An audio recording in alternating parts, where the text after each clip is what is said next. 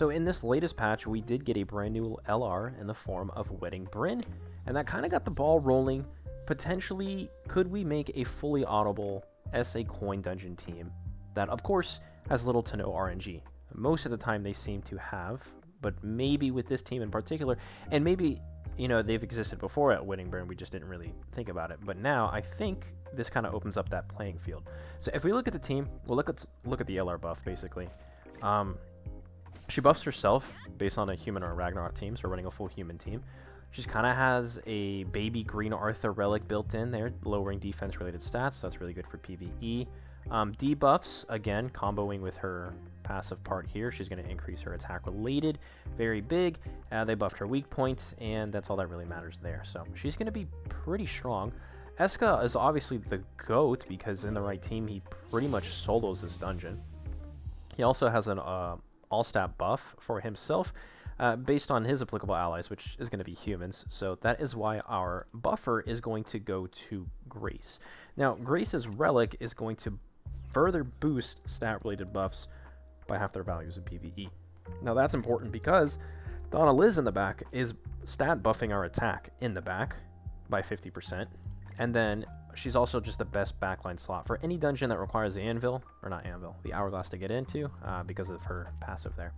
Now, the real kicker here is Grace has a debuff card that he's not going to use because of Brynn's debuffs passive. And he's got a buff card which he's probably not going to use because of the existing buffs from Donna Liz. So with him being the furthest to the left, any kind of mergers should not affect the auto's AI into what cards get increased priority because of his merge. So that is just going to leave the damage cards from Eska and Brynn. So we're going to see the weak point and single target. The weak point should one-tap phase 1, single target, and this AoE gets burned. And then into phase 2, we should see a one-shot coming out from Eska's single target. So the gear setup is also kind of specific. Now, they do have their HP and defenses scale based off of our own. So for that reason, we do have Grace unequipped. And we have Escanor and Brynn on a common middle and bottom row. Now, if you want to further min-max this, you could absolutely get rid of their outfits. I'm not going to do that because that's going to be a hassle to put on and off. And you could further that line of thinking with the links there, right? So, up to you.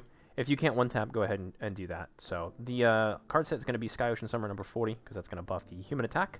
And we have a human team. We're going to run attack food, and we're going to see how this goes.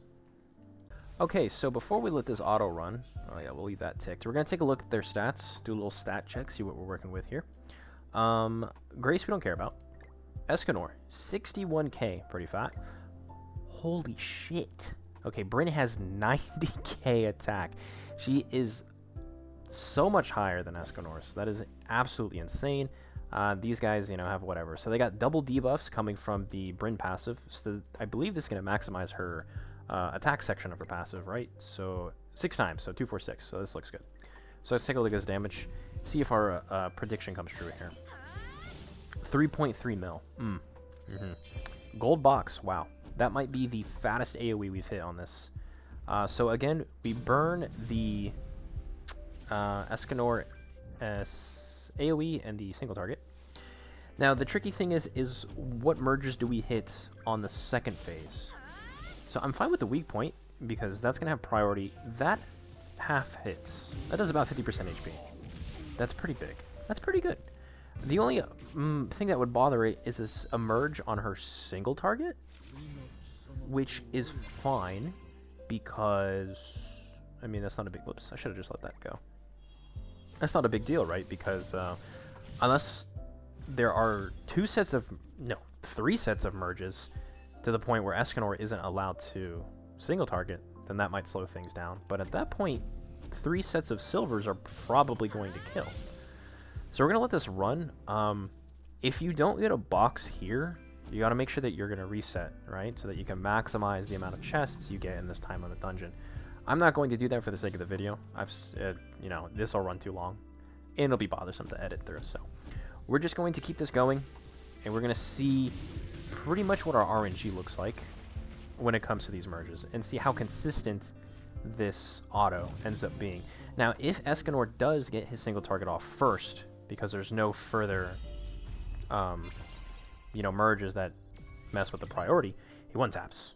So that's great to see. Even in this setup, he's got enough attack to one-tap that, which is cool, right? Not a big deal. So I think the first phase here is 100% consistent. Nothing has changed this. The only thing I want to test is if Grace gets a merge on his debuff. But even then, right, the AI doesn't normally debuff when there's already debuffs. They just don't have that level of priority. So Brynn with 3.3 mil, that seems pretty consistent. With damage variance, it doesn't matter because they don't have a million health, so she doesn't even have to hit that hard. A single target again coming out from Eska, so that's big. He's got 2 sets of debuffs. So Brynn doesn't have max attack, right, because it's only one mob, one entity, but that's fine. She doesn't need to have max as long as Eska can one-tap. We're looking good so far. I'm a big fan. We're going to let this run a couple more times just to really get our research down. I'm liking this, though. Alright, that last section of the clip got messed up there, so we're just going to go ahead and call this the last run. We've done it about 8 times, which so far I think we've seen most card combinations when it comes to getting that extra card. The only thing that is going to really change anything is pulling an extra weak point, and then Brynn's going to attack first, and then followed by Eska. If she gets it merged on the single target, not a big deal. She's going to single target, and then Escanor's going to single target as well. And if she gets a merge on her single target and a weak point, then she'll do both of her cards followed by Eska, in which case that would be the slowest section of the run. But any kind of Grace merges, doesn't matter. Not going to use them.